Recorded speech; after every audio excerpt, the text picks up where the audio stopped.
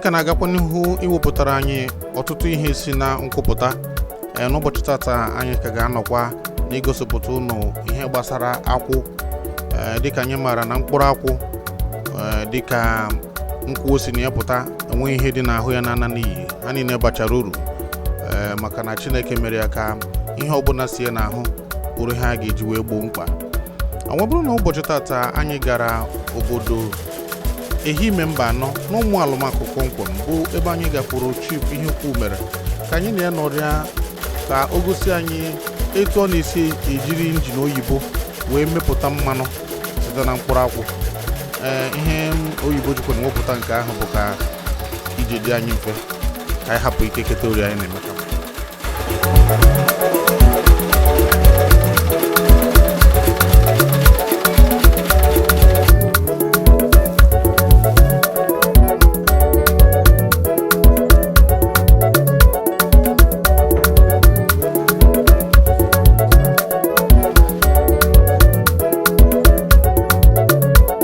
Anyị ga-erotere unu n'ọtụtụ obodo ekwetabeghị iji ya bụ injin oyibo eme akwụ n'ihi na dịka ha kwuru na ote adịcha ka nke eji aka mee.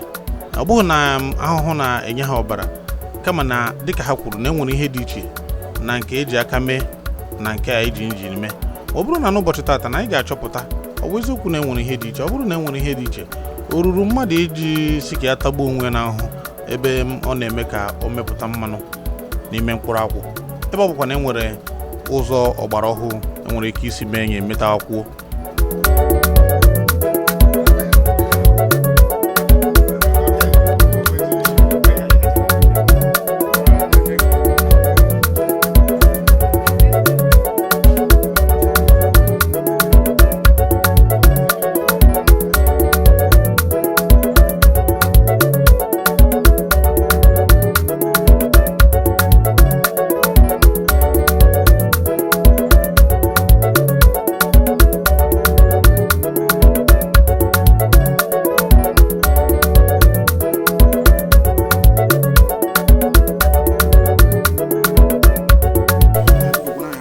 Aha m bụ Chief Ogu Ihikwu mere. I'm onye ụmụanụmakụ Ehime Mba Anọ, ụmụanụmakụ Ụmụeze Ehime Mba Anọ. Ebe a wụ ndị Fadama Cooperative Society chi n'ebe a. So mụ anọ m on lease. M na-akwụ ha ụgwọ every year. Amụrụ m ọrụ aka m mụkwana wụ ihe banyere ịrụ moto. With the obere idea m nwere na ịrụ moto ka m jiri hụta onwe m dịka onye ga-adị zuru oke n'ime ịhandụl ebe a. Ebidoro m ya 2013.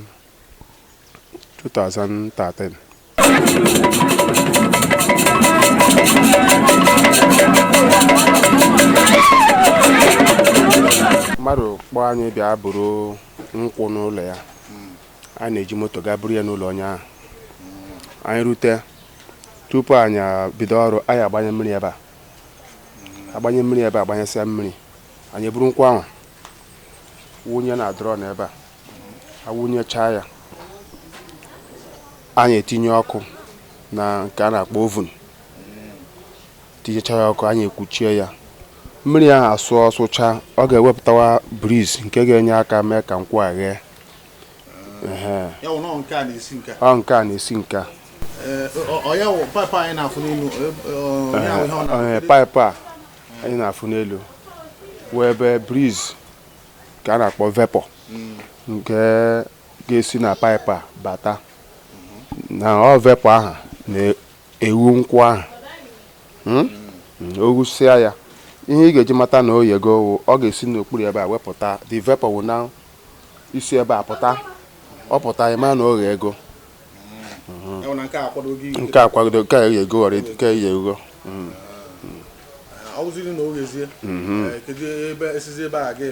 Anyị eburuzie, anyị emepe ya, were headpan na-ewere ya site n'okpuru ebe a na-etinye na nke ahụ. Oge ahụ anyị startigo engine, ewerezie dị nkwụ na-etinye nke a na-akpọ digesta nke na-asụ asụ.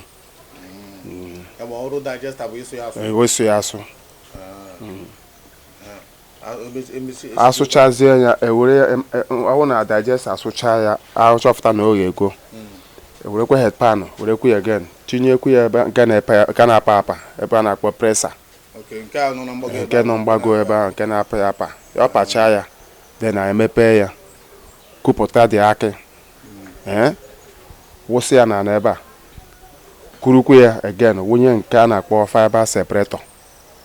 Nke a ga-ewepụsị abụbụ iche, wepụ akị iche.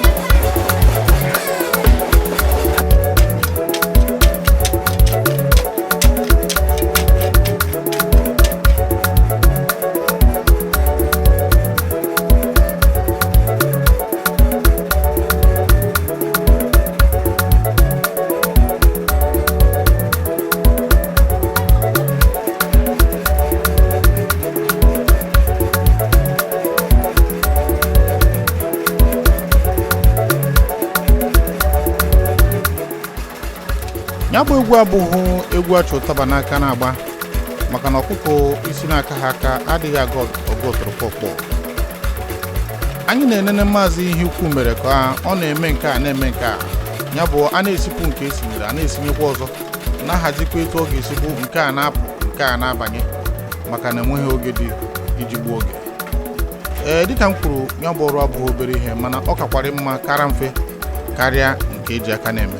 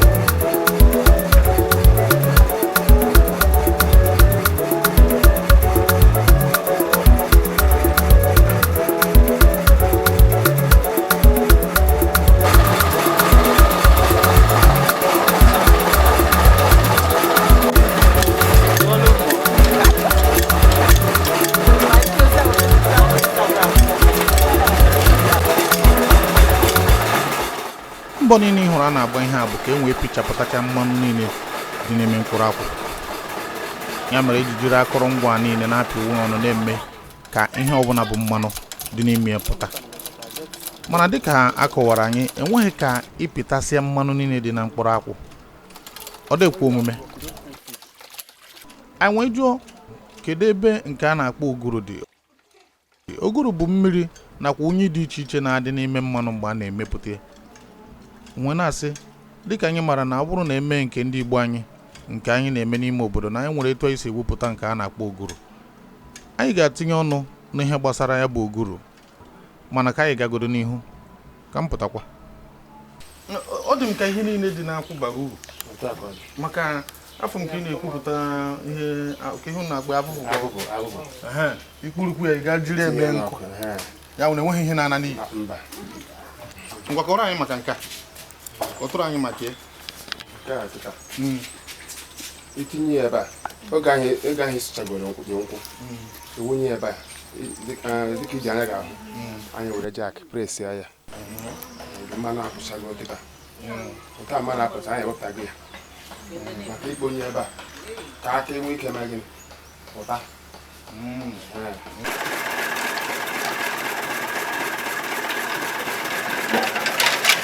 Ga-ekwurukwe ya tinye ebe a ka dị oge akị Ọmụsịsị akị ya nọ ya dị final procession. Mana nke a dịkwa ka nwere ụmụ obere mmanụ, orikọrịkọ mmanụ ka fọrọ ya na onweghụ nke ga na-akpọkọ fiber. Maka onweghị ime emecha mmanụ agwụ na nkwụ. Ya ụlọ nke ọ bụla emechara ka aha wụ maka ndị na-arụ ebe a ha mechakwa ha taa afọ nke ahụ iche.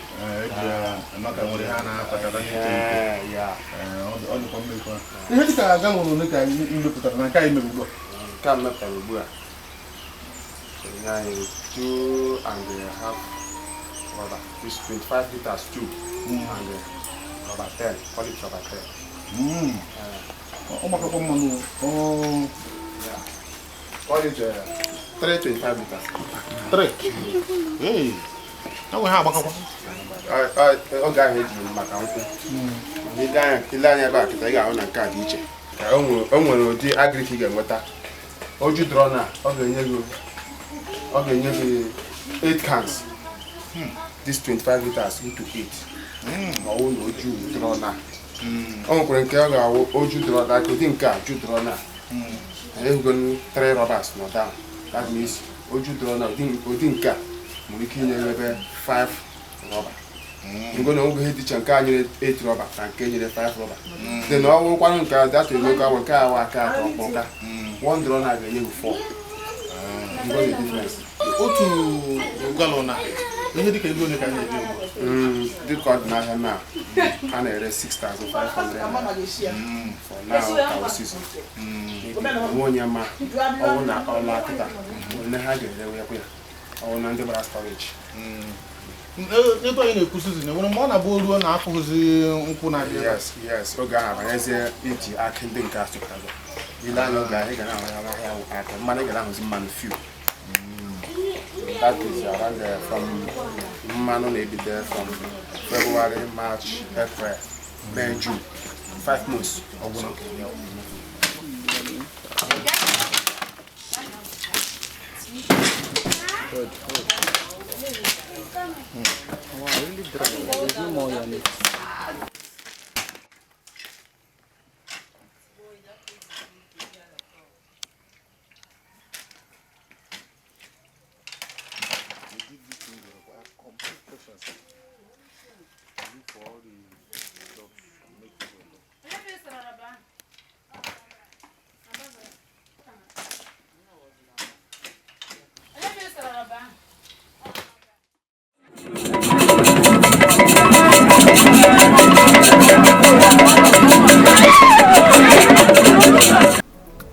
Ọ bụrụ na ị na-esonyere anyị site na mbido nke ihe mmemme a, ị ga-ahụ na imepụta mmanụ ahụ gafere ọtụtụ ụzọ dị iche iche, nke bụ na enwere ọtụtụ ụzọ unyi ma ọ bụ ihe na-adịchaghị mmadụ ahụ mma ga-esi banye n'ime mmanụ anyị na anyị achọpụtara, maka ha niile na-acha odo odo. Ya mere ọtụtụ ndị mmadụ na-eji bụrụ ebute ya bụ mmanụ agasikwa anya ọzọ n'ụdị isichapụ ya bụ ihe dị iche iche bụ ihe ruru unyi dị na mmanụ ahụ. Nke mbụ, ọtụtụ ndị mmadụ na-eji nnukwute drum eji gbaa mmanụ ụgbọala, ya bụ engine oil, wee na-agbanye bụ mmanụ. Mgbe ụfọdụ ada asị ya ọfụma.